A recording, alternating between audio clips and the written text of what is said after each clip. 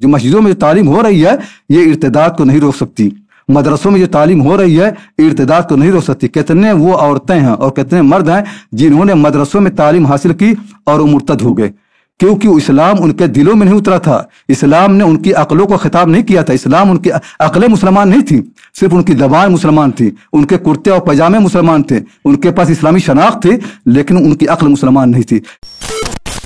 ہندوستان کے حالات ہیں، ہمارے برطانیہ کے حالات ہیں، ہمیں واقعتاً یہ ہے کہ اس پر زور دینا چاہیے کہ انسانی فطرت کیا ہے اسے سکھانا چاہیے، عقل کا صحیح استعمال کرنا چاہیے کہ عقل کیا کہتی ہے۔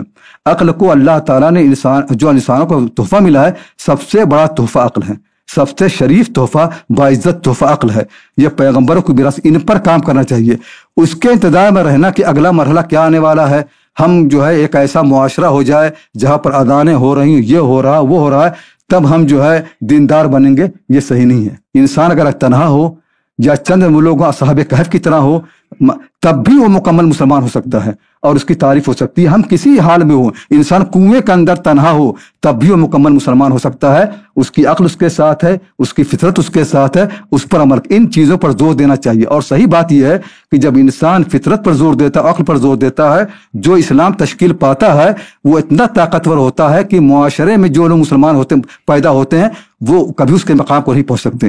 جن لوگوں نے مکہ مکرمہ میں اسلام قبول کیا تھا، ابوبکر صدیق ہوں، عمر فاروق ہوں، خدیجہ ہوں اور سارے لوگ ہوں، ان کے مقام کو وہ لوگ کبھی پہنچ نہیں سکتے جن کی آنکھیں کھلی ہیں خلافت اسلامیہ میں، جن کی آنکھیں کھلی اس دور میں جب مدینے کے اندر اسلامی معاشرہ قائم تھا، کیونکہ جو پہلے لوگ تھے انہوں نے فطرت کو سمجھا۔ فطرت عقل جب آتی ہے ہر چیز طاقتور ہوتی ہے، عقل اگر ایمان کے ساتھ رہے گی ایمان طاقتور ہوگا، عقل اگر اسلام کے ساتھ ہوگا اسلام طاقتور ہوگا۔ ہم کسی مرحلے میں یہ شکایت کرنے شروع کر دیں کہ ہم کمزور ہیں، مسلمان کبھی کمزور ہو ہی نہیں سکتا ہے۔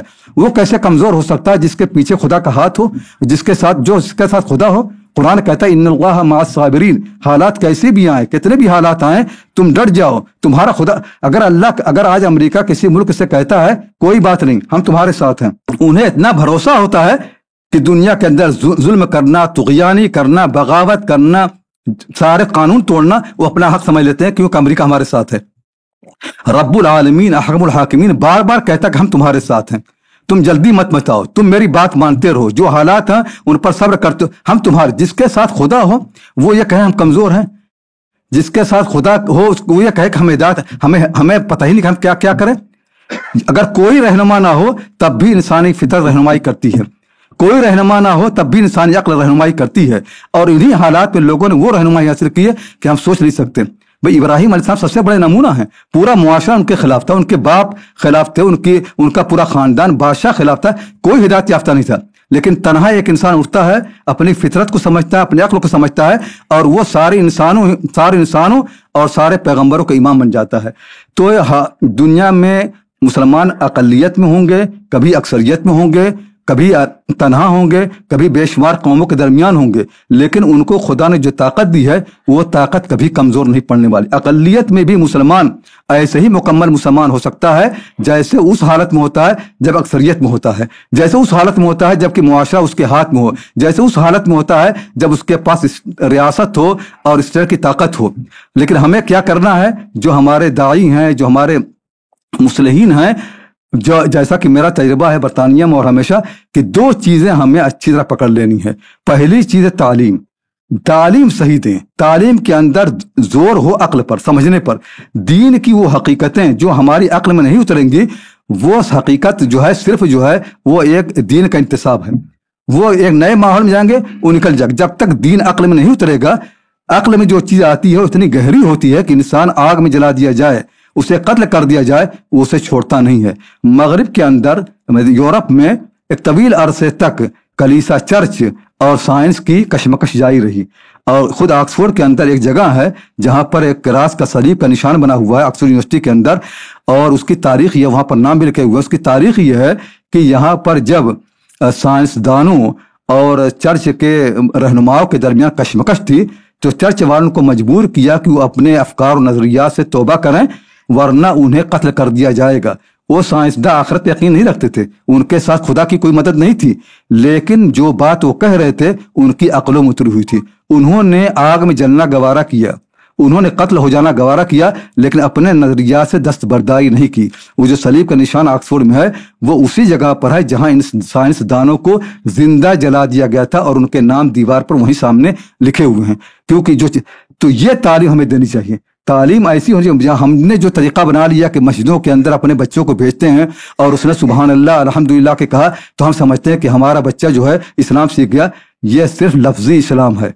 इंशाअल्लाह के माने क्या है, अगर वो हकीकत सामने आ जाए तो ताकत पैदा होती है। अल्हम्दुलिल्लाह एक ताकतवर लफ्ज है। वो लफ्ज ऐसा नहीं है कि बगैर समझे मुझे बोल दें। सुबहान अल्लाह की हकीकत वो है कि जब जो दिलों में आती है तो हदीस में आता है कि सुबहान अल्लाह कहने से जमीन और आसमान के दरमियान जो भी मसाफत है सब पुर हो जाती है। इतना ताकतवर है। अल्हम्दुलिल्लाह जो है खुदा की मीज़ान को भारी कर देता है। लेकिन हमने अल्फाज सिखाए, मानी नहीं सिखाए। खुदा के अल्फाज नहीं है, खुदा के मानी हैं, हकायक हैं। वो हकायक ऐसी तालीम होनी चाहिए। जो मस्जिदों में जो तालीम हो रही है ये इर्तिदाद को नहीं रोक सकती। मदरसों में जो तालीम हो रही है इर्तिदाद को नहीं रोक सकती। कितने वो औरतें हैं और कितने मर्द हैं जिन्होंने मदरसों में तालीम हासिल की और वो मुर्तद हो गए, क्योंकि इस्लाम उनके दिलों में नहीं उतरा था। इस्लाम ने उनकी अक्लों को खिताब नहीं किया था। इस्लाम उनकी अक्लें मुसलमान नहीं थी, सिर्फ उनकी ज़बान मुसलमान थी, उनके कुर्ते और पैजामे मुसलमान थे, उनके पास इस्लामी शनाख्त थी, लेकिन उनकी अक्ल मुसलमान नहीं थी। हमें तालीम वो देनी है, वो तालीम जिसमें फितरत से खिताब हो, फितरत को समझा जाए और जिसमें अक्ल को समझा जाए। तो पहला काम हमें हर मरहले में ये करना है कि तालीम को सही करना है, तालीम को मुस्तहकम करना है। और दूसरी चीज़ दावत है कि जहां भी हम रहें दाई बनकर कर रहें। यानी हम खुद अपने आप को जहन्नम से बचाएं, अपने खानदान के लोगों को जहन्नम से बचाएं और समझें कि इंसानों की सारी आबादी हमारी उम्मत है और हमारी मुखातब है और हम जिम्मेदार हैं कि इनको जहन्नम की आग से बचाएं। वो जहन्नम में कूद रहे हैं, जहन्नम में जा रहे हैं। सिर्फ मुसलमान तन्हा वो कौम है जिसके पास वो सहीफ़े आसमानी है जो इंसानों को अबदी निजात का ज़ामिन है, जो इंसानों को जहन्नम से बचा सकता है, जो इंसानों को तबाही से बचा सकता है। किसी कौम के पास नहीं है। जिसके पास है उसकी जिम्मेदारी है कि इस सहीफ़े को इस्तेमाल करे, इसको इस्तेमाल कर इस हिदायतनामे को, ताकि दुनिया की कौम, हमने दुनिया की कौमों से जो ताल्लुक कायम किया है मफाद का, कि कैसे हम उनको हासिल करें, कैसे उनकी ताकत को इस्तेमाल करें कि हमारे हालात अच्छे हों, हमको मनसब मिले, हमको जाह मिले, हमको मुलाजतों में आसानी मिले। इसके लिए हम उनके पास जाते हैं। लेकिन हम उनके पास कभी इसलिए नहीं जाते हैं कैसे हम उनको जहन्नम के अज़ाब से बचाएं। खुदा के जो दाई थे, खुदा के जो मुकर्रब बंदे थे, वो लोगों के पास यह हकाम लेके जाते। मूसा अलैहिस्सलाम की कौम जलील हो रही थी, लेकिन मूसा अलैहिस्सलाम वहां फिरौन के पास जाते हैं खुदा का सही पैगाम लेकर के। ये वो हकायक हैं जिन पर हमें आना है। अगर हम नहीं आएंगे तो कुरान करीम बार बार कहता है कि फिर खुदा तुम्हें बदल देगा, दूसरी कौमों को लाएगा। तो ये चीज तालीम और दावत जितनी मजबूत होगी किसी भी मुआशरे में हम रहेंगे। बल्कि ऐसा भी हो सकता है कि जिन मुआशरे में आप कह रहे हैं कि हम अकलियत में हैं वहां आपको अक्सरियत में बदल दिया जाए।